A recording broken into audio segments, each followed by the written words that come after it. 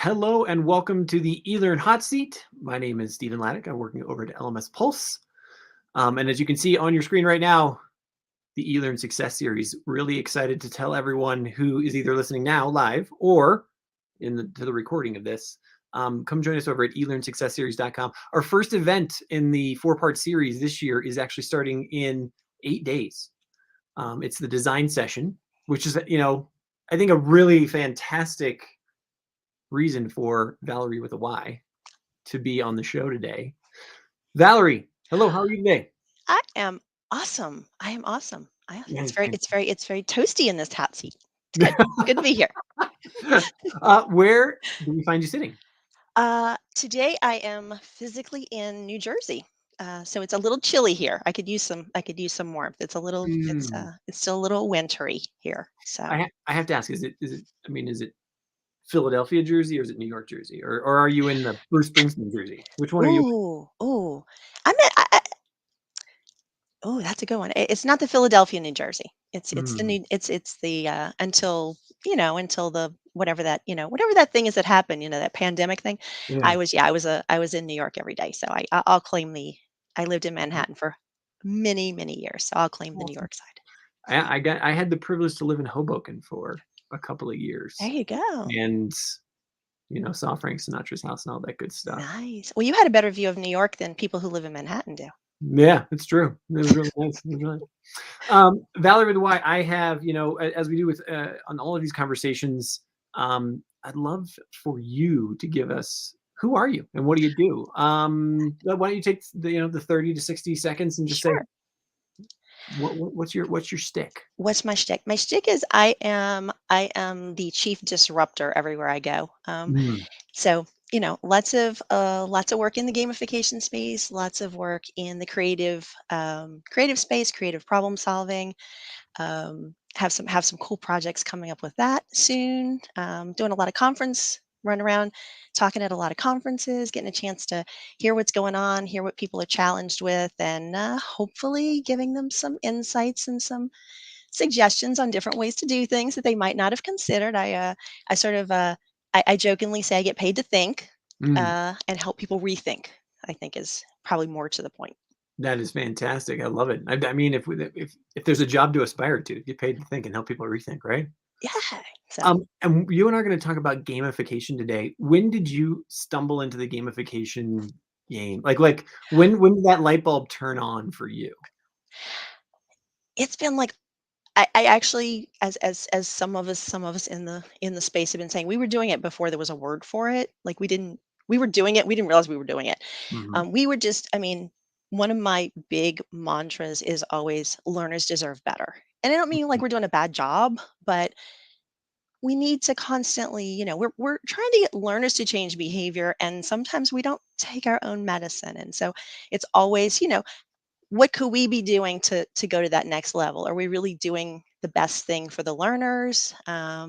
Or just kind of what's easy for us because we've been doing it and we feel we get a little comfortable. Mhm. So that's why I kind of, nudge people a little bit out of their comfort sometimes. But the gamification thing was really just I saw I was not happy with what I saw in the corporate training space. I was doing technical training, and if I had to get up and teach Microsoft Word styles one more time, I was going to lose my mind. I was like, this is not working for anybody. I'm not enjoying it. So I know that they're not having as good of experience as they could.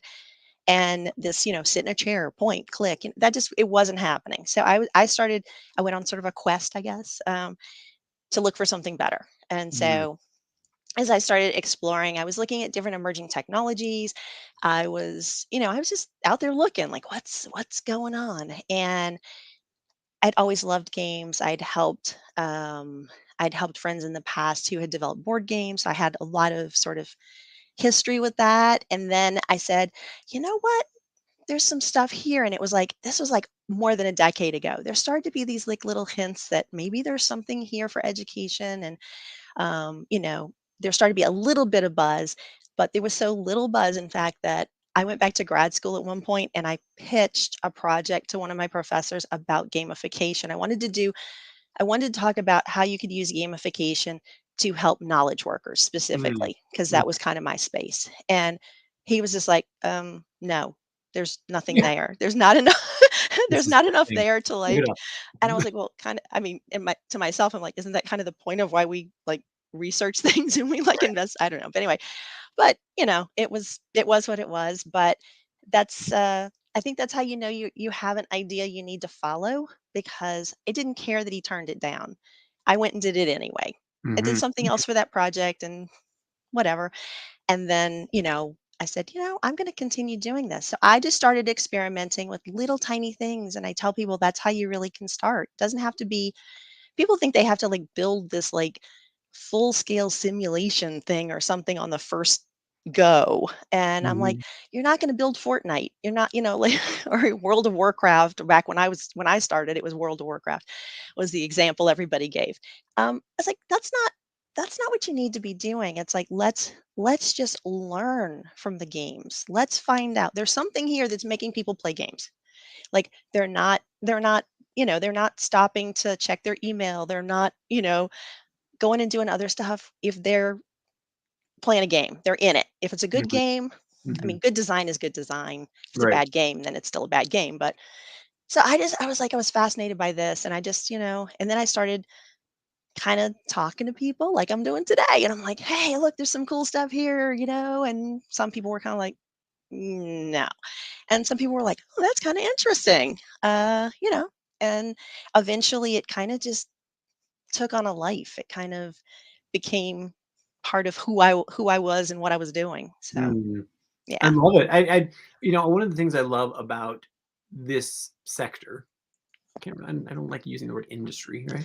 But this sector, especially education, is how people stumble into where they are. And I think that we find that across all paths in life. I mean, I worked in a very, very different part of the universe for about 15 years. And that was one of the key conversations was, hey, how did you get into this business? Right. And everybody's answer was, well, I was supposed to be a lawyer, but then I went to the Peace Corps and then I did that, and they're like, oh, and here I am in Botswana then, because that's what I'm supposed to do now. And then Yeah. it's absolutely fantastic. Yeah. And so I love hearing those stories as well about how we stumble to where we are. But then, if you continue to persist, ask those questions, and shine a light, you can really find yourself in a good place. I want to remind everyone who is listening right now that I'm here with Valary with a Y. I'm just going to keep saying it just because I love that brand. Who is going to talk to us about, we're talking about gamification, and while it may seem like old hat with micro learning and blah blah blah out there, gamification still is a really really powerful tool um, to put into your e-learning design, and it's something that can yield some really serious results. Put a comment in, if you're watching on Facebook, LinkedIn, YouTube, put a comment in the chat. We do see them. Happy to respond, even if it's just an observation. Would love to know what you're thinking out there. um you've been doing gamification forever, but how, like did by the way, before we get started, I want to say, ooh, how do I say her name? Lisi Jarve. Fantastic. I hope you're not the only person watching it live. We'll see, but if you are, Hey. welcome, the audience of one. But Valary, how did having like this gamification background and being able to look at things through a gamification lens, how's that helped you over the last 20 months in this pandemic? Like, has that been a thing? It has been a thing, and I was very intentional about it in some ways, because I do I do think that I should sort of model things I'm trying to get people to do. I don't like to be like, "Oh, you should go and try this gamification thing." So I did a few things, and I realized they were definitely specifically a result of coming for that mindset. I mean, at first is the first thing with gamification is it's just keep going, Mhm, try it again. If that's not working, you're going to have to adjust. You like, you try a strategy in a game and it doesn't work, you got to adjust. Okay, let's do that. So some of it was just that inherent sort of, okay, this is a challenge. It's like, it's like any good game. It's a challenge. Okay, we've got a new challenge and we've got some certain limitations which play well with my creative problem solving sort of part of my brain. And so it's like, okay, limitations can really bring about some interesting results. So mhm, we're going to lean into that. We're going to kind of play with that. That was part of it, was just once you start to look at things through a gamification lens where you're like, okay, everything is not written in stone. Everything, try it again. Failure is the opportunity to try again. It's try it again, reset, put in another quarter. It's Mhm. like once you kind of get over that fear factor of failure. I think that's part of it. Is it's not going to be perfect. Your gamification designs aren't going to be perfect on the first Mhm. try. It's all about iterating, and so when you start with that, and when you also, I do encourage people who want to do this to play games, not because they're going to create games necessarily. They could, not saying you're not going to, but you can be full on gamification and not be creating games or Sure. playing games in the classroom. So I was like, but once you start looking at it that way, you start looking at the learner differently, you start putting them positioned differently. And so I was kind of like, okay, I'm the player, and like, what are we doing? So that was part of it. And then part of it, I went back and I started playing, or playing might not be the word. I started going through season 1 of Zombies Run, Mm. which is by far still one of my all-time favorite examples when people say, "Show me what a good gamification system looks like. Show me what," and I love it because I think it highlights pieces of gamification that we miss in most of the gamification things we do, especially in corporate settings where Mhm. people are still very much points, badges, leaderboards, and and I get it. An LMS can only do certain things easily. Those are Mhm. measurable. Those are, I Mhm. can put those variables into a system and it's easy to spit out, a badge or something. But in something like Zombies Run, first of all, it's all based on the narrative. And that's an Okay. element that is so crucial. And again, you don't have to be even creating gamified learning. Just if you're creating learning, um, the use of story, the use of narrative, connecting the learner and the player with a story, with a challenge, with all those things. That just to me was like, okay, I'm now, part of this thing. And I did it because I used to commute, as I said at the beginning, I used to commute into New York City.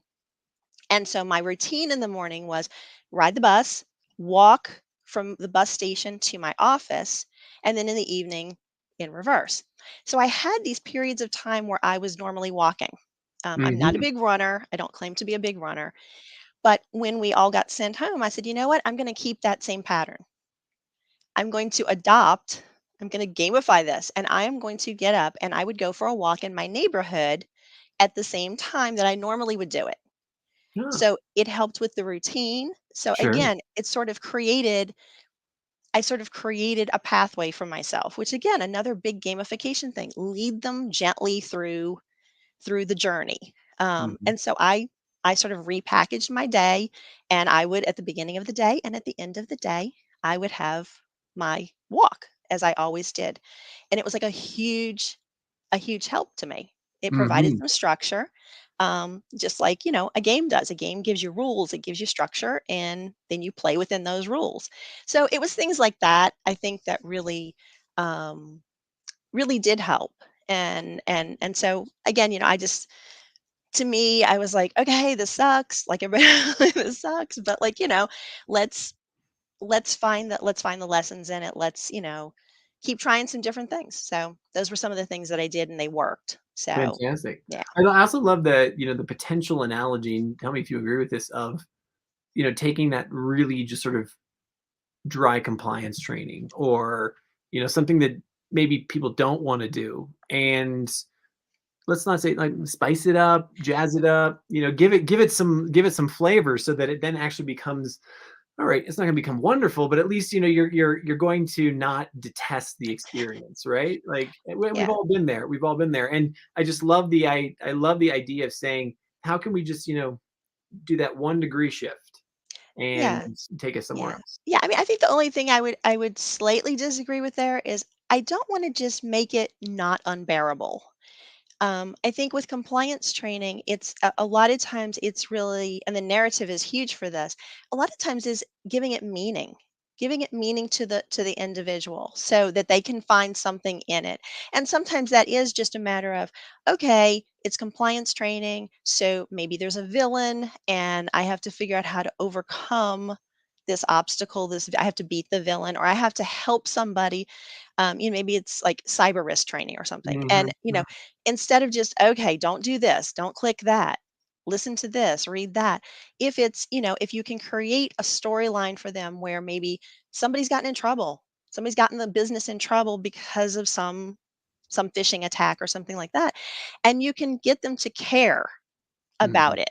You can Mhm. give them a meaning. Why am I okay? Oh, okay, that wow, that really could have happened to me, or that could have, like, how would you help your coworker if, a lot of times I want to get them past, whenever possible. I want to get them past, this just doesn't suck so much, to, to legitimately, like, having some meaning to it. And, Mhm. and again, that's where we get in trouble with a lot of the typical gamification elements. Is it's just like, okay, I gave you 10,000 points, Steven. Like, you're like, great. What, Well, yeah, that's what I was gonna what's say, that like, what mean? are Like, what is like, take me, like, I love it if you have maybe a specific example that you can share of, if I'm a teacher, professor, trainer right now thinking about how I inject this into my course or my, the class that I have.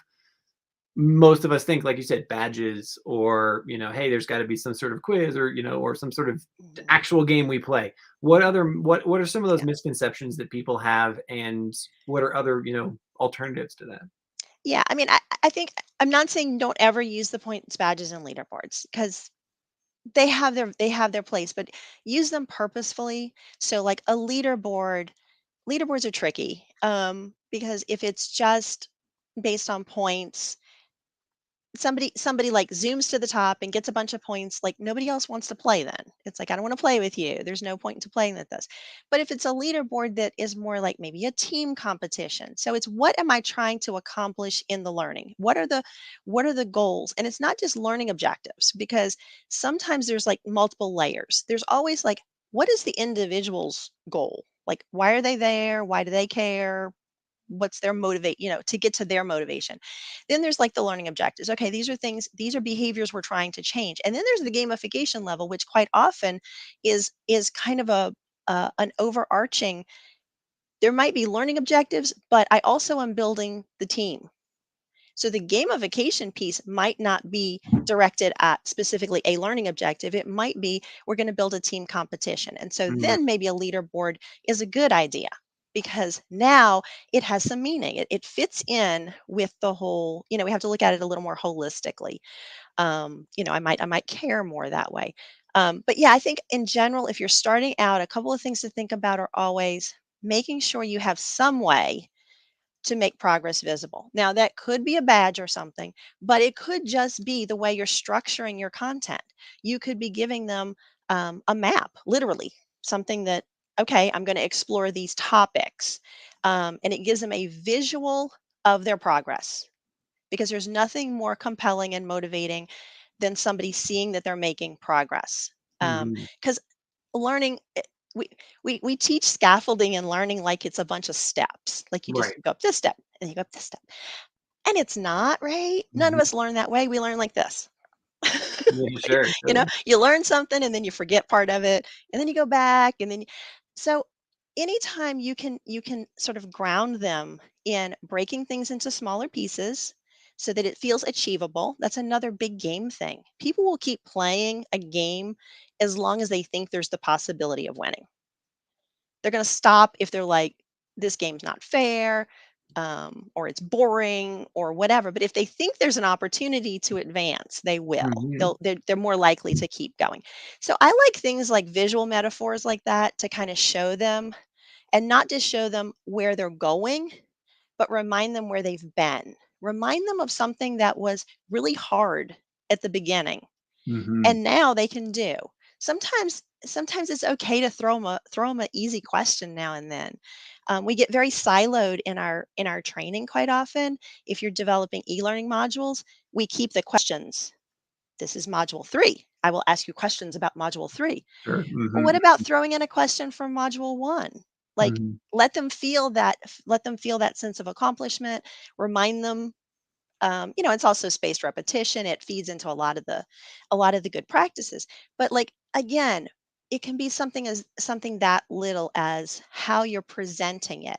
I've seen magical things with checklist Mhm. where somebody, just because they could see where they were going, what they needed to do, um, can make a big difference, particularly in a workplace environment. If you have them doing things that maybe they can or have to do out of order, that gets very disorienting. But if I have, a nice little graphic that I can, like, oh, okay, I finished these things. Or another one I use a lot is, does everybody need to know everything? Mhm. Maybe they don't. Maybe there's some chance. One of my favorite gamification elements, we'll call it, is choice.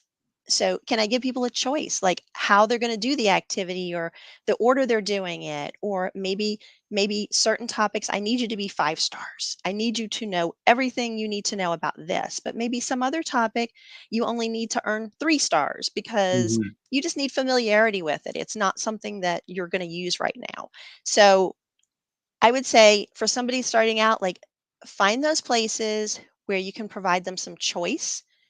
They're adults, they need autonomy. And when you try to box them in too much, that's when they start stressing and, they're going to resist. They're going to resist that. So, choice, I would say, definitely.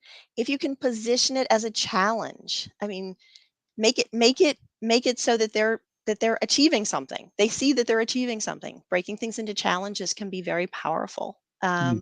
And Mhm. and again, the make progress visible. I mean, it's the difference of, like, I have my wearable, my wearable on to count my steps.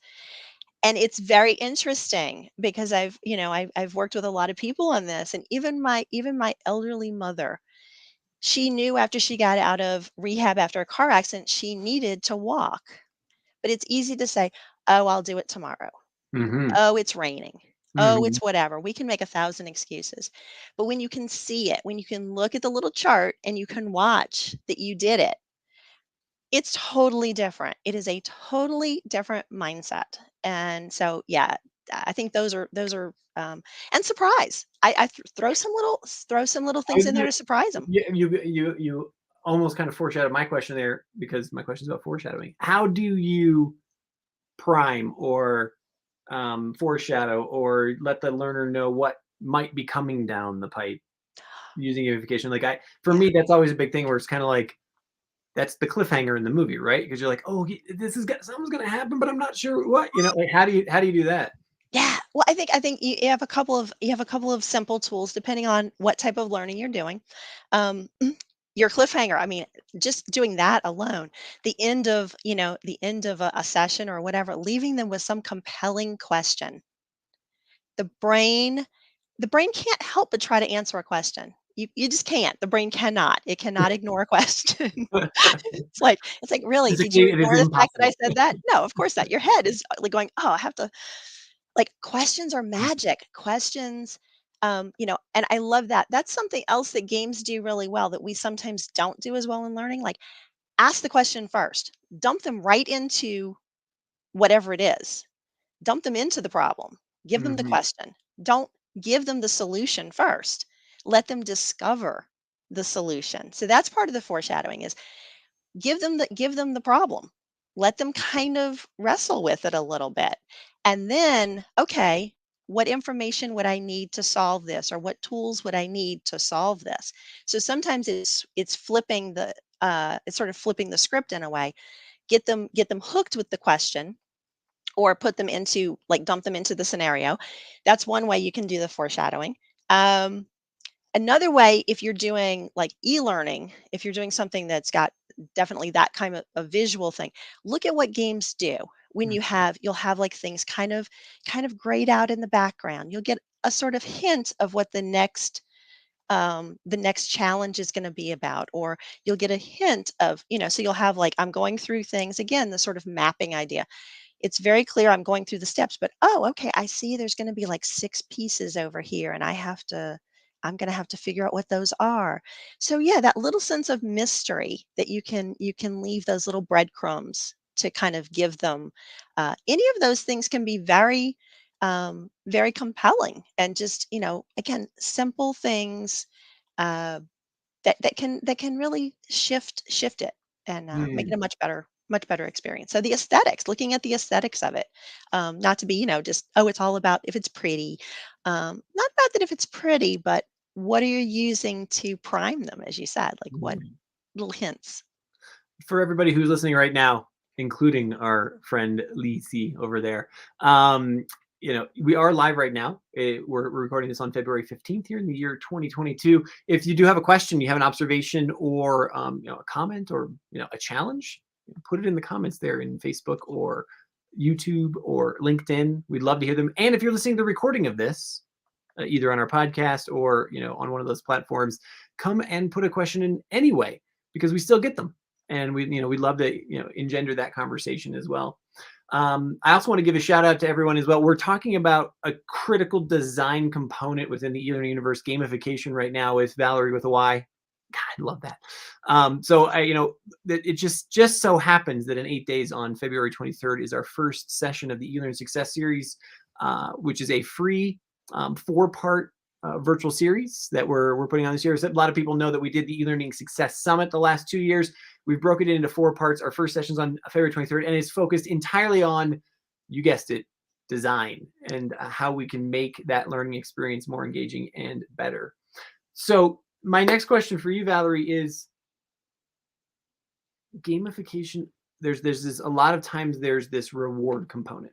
And you've been talking a lot about the learning itself, or advancing myself, or seeing the achievement, or whatever is the reward. Where do you stand on rewards? Like uh, everything from the badge to actual swag that shows up, in your physical mailbox. Like, talk to me about that. Okay, so I first of all, as I often do, I think we need to redefine or clarify what we mean by reward. Hmm. Because strictly speaking, reward means feedback. I take an action, I get a reaction. And so that piece of rewards I love. Think about when you play a game, you get instant feedback. You get, you roll the dice, you know how many spaces to move. You make you play a game and something happens. So in that sense, I think if we can focus more on how we deliver good quality feedback in a timely fashion, I'm all in. I'm all in. I'll Okay. take that any day. Also, if we can focus on sort of the praise factor, whether that's recognition from the instructor, whether that's giving some sort of peer recognition, those are all reward structures that are underutilized. Most managers think that they reward and praise their employees much higher percentage than employees would say, Hmm. that they feel they receive the praise Interesting. and recognition and things like that. So I think in games that's great. I mean, and that's like it's sort of in that leaderboard spirit of like, recognize people, recognize somebody who really, came on strong this week or made some, great comments in your course, or, those kind of things I think are great. Now, as far as like points and badges and things like that, I'm not against them. I'm not against them, but they have to be structured to mean something. They have to represent an accomplishment and not just I showed up. Like, Hmm. if it's that, "Oh, you clicked the button, you went into the course, you get a badge." Like, that doesn't mean anything to the learner, and they catch on pretty quickly that, like, you know, this isn't meaningful. This doesn't mean Mhm. anything to me. Mhm. But if it's tied to something, um, like even if it's points, there's the really good example from the George Clooney movie Up in the Air, where he talks about like his frequent flyer miles, and he wants to get to a certain number, and she's like looking at, she's like, "Isn't that okay?" Like she's like, Mhm. "That's interesting, okay, whatever."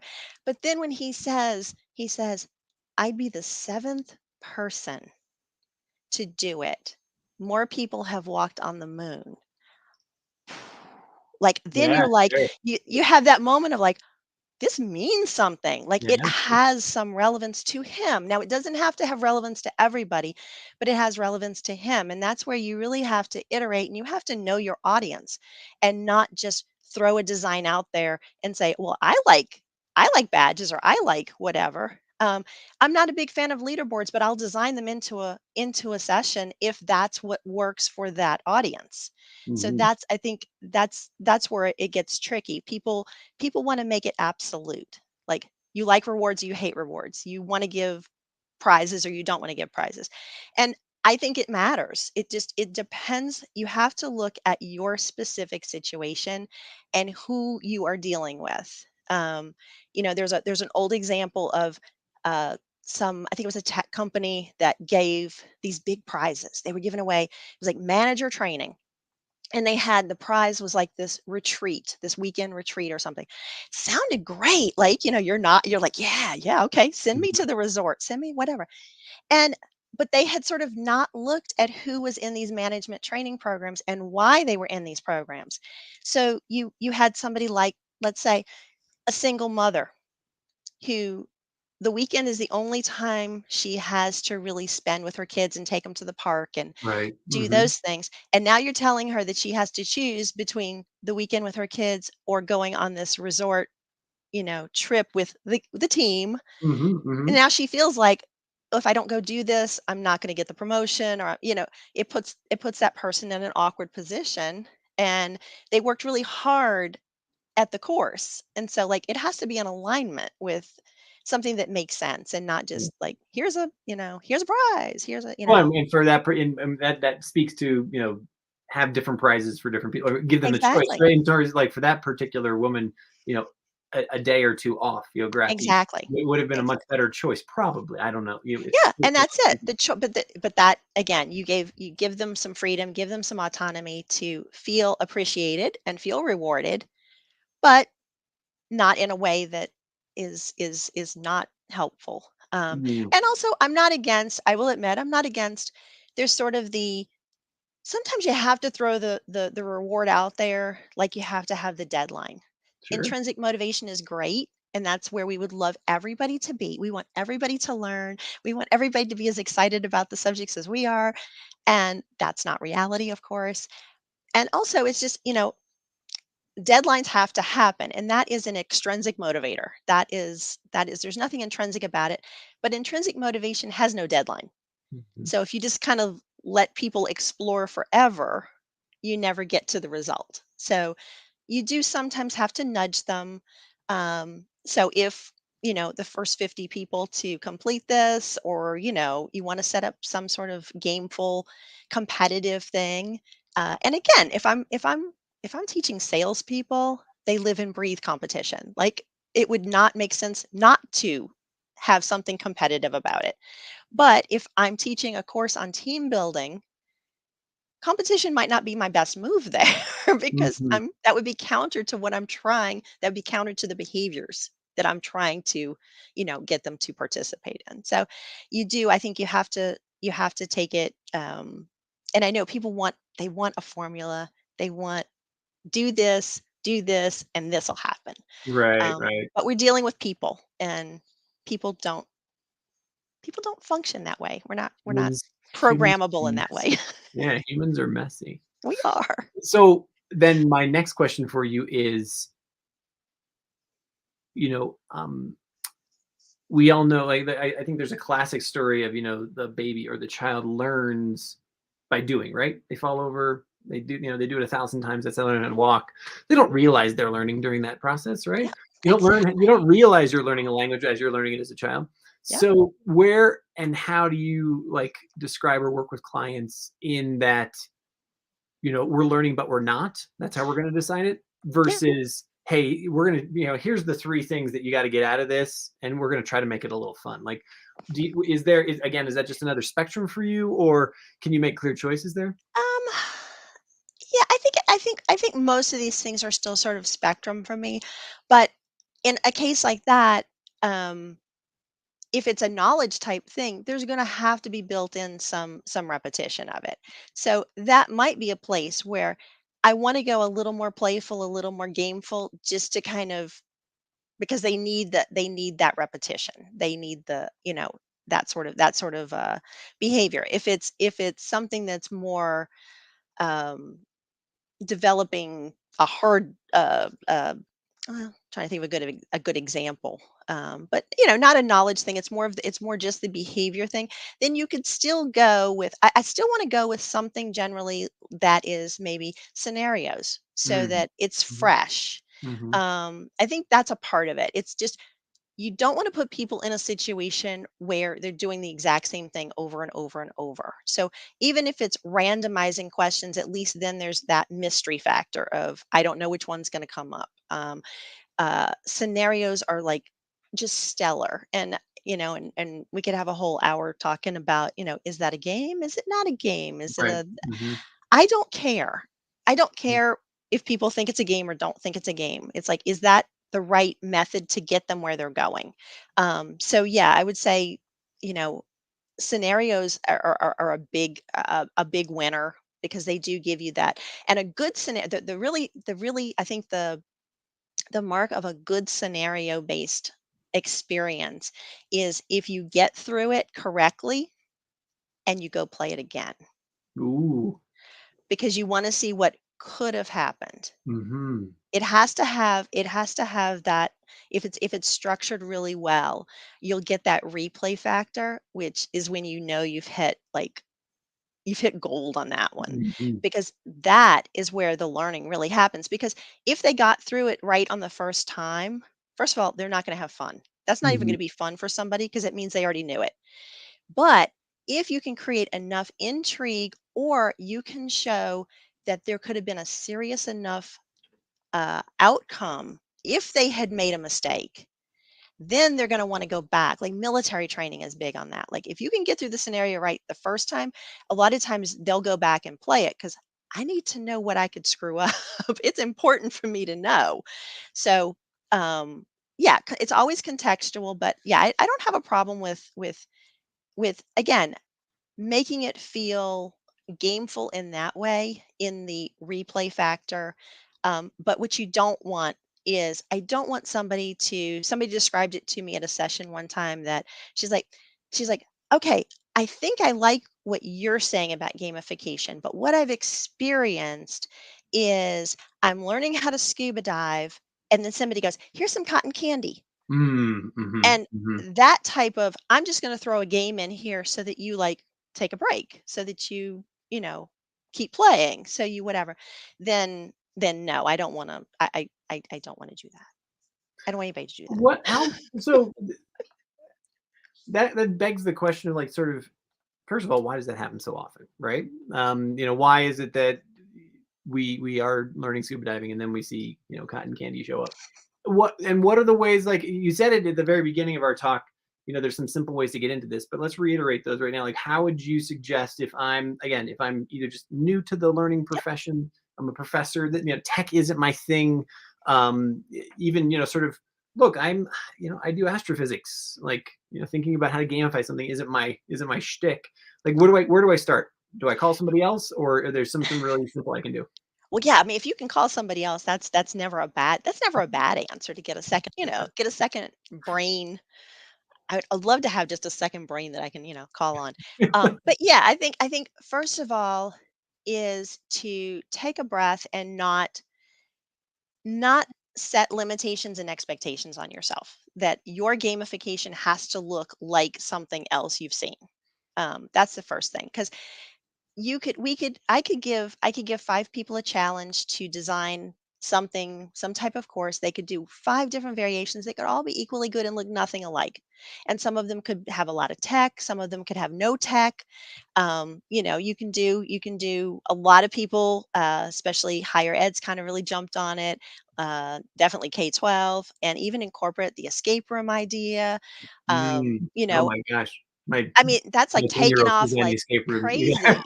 Yeah, I mean, That's right. those kind of things. And there's templates out there. There's templates out there where you can just kind of drop in your content, um, and take them on a journey. And there's nothing wrong with that. That's a fair way to do it. I would say start small. Find one thing. Don't try to gamify your whole world. Don't try to gamify the whole semester or the whole course. Find one little thing, and experiment with it. And you're going to have to be patient with yourself and understand that you're going to have to try things, and that makes people uncomfortable, because they just want it one and done. And that's not generally how it's going to work with gamification, because again, people messy. You got to try and kind of play with it, and really get to know your players. And that's the other thing is think about not just the demographic. Oh, I have this many students and there's this many males and females and this and that. But what matters to them? Why do they care? What would they do if they were learning something? One of my favorite questions. If they were learning something on their own, how would they do it? Right. Like Mm-hmm. would they call a friend? Maybe they get Mm-hmm. another brain. How would they do it? Would they read something? Would they watch a video? So start small, but find those opportunities to provide choice. That's again, if you can do nothing else, find an opportunity to give people choice. And that could be as simple as um, two ways to complete the activity. You can do sort of the traditional route. You can answer these questions to show that you have read the material and you understand it, whatever, or give them an option that lets them be a little more creative, lets them express themselves a little bit. Self expression is another huge thing that we don't always leverage. And sometimes we don't have the opportunity. That's harder to do in an e learning module than it is, some other settings. So definitely choice. Try to work some story into it. Okay, you're the astrophysics professor. Again, don't come in and teach them formulas. Mm-hmm. Come in and tell them that a supernova has just exploded at these coordinates, and we have to form the team to gather the data. And I'm rusty on my astrophysics, but Create the sun shield that will protect us from yes, all the create the sun radiation. shield. There you go. There you go. And so you create, break them into teams, and they each have their own assignments. You're the data scientist and you're the this person, and maybe you're the PR person that has to like communicate with the general public about the dangers of this. Again, it's a little thing and people go, "Oh, I'm not creative." Sure you are. Sure Mm-hmm. you are. Or talk it out with somebody. Those kind of things. Just putting them in a situation like that, it's still the same content. They're still going to have to learn the formulas. They still have to learn all the how the equipment works, and all that. Sure. All the fancy buttons on those new telescopes that are like command stations. They still have to learn that. But now you've given them a context to learn it in. Mm-hmm. We would call that, I guess, problem-based learning if we were going to be I guess that's more K-12 use that terminology, but it's that idea, like put them in a situation. So I think definitely choice, story, creating small challenges, questions. Use your questions better. Use your questions better. Um, Instructors like to talk, Mm-hmm. and sometimes we just have to shut up. Sometimes we have to be quiet because the learning doesn't happen while we're talking. I know we Mm-hmm. think it does. It doesn't. So we have to be okay. Ask the question and let them go and play with it and think about it and explore it a little bit. So um, I think that's some pretty simple things that people can start with, and build from there. Valerie with a Y, I have a final question for you. I ask this for everybody on the hot seat in the podcast, depending on where you're listening this, which is, what are you most excited about? Where do you see things going in gamification or anywhere else over the next sort of 6, 12, 18 months in the near future? What are you excited about? I think I'm excited about some of the technologies that are coming out that are not specifically gamification, but they are playful. There's a movement to creating better design. Mm, There's a movement to getting us out of the Zoom box. I've been exploring a lot with the platform Topia lately, which is a spatial chat. For if people haven't tried it yet, it's a spatial chat mm, platform. And there's some interesting insights coming out of it. People have tended to want to stay in sessions a lot longer. They're not like mhm, running away with Zoom fatigue and all those kind of things.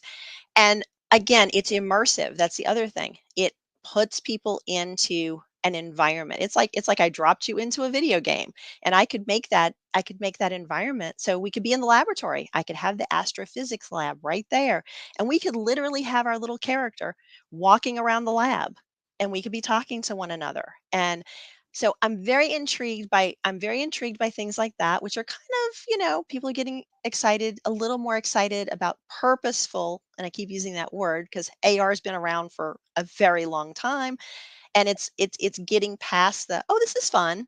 This is a novel thing. Let's take a look at this.